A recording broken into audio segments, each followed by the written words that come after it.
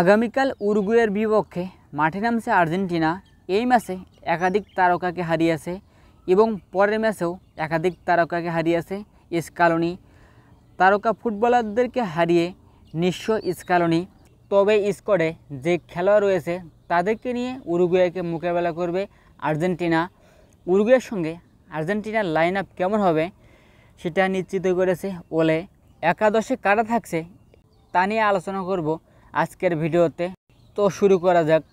Goalkeeper পজিশনে Emiliano Martinez থাকবে।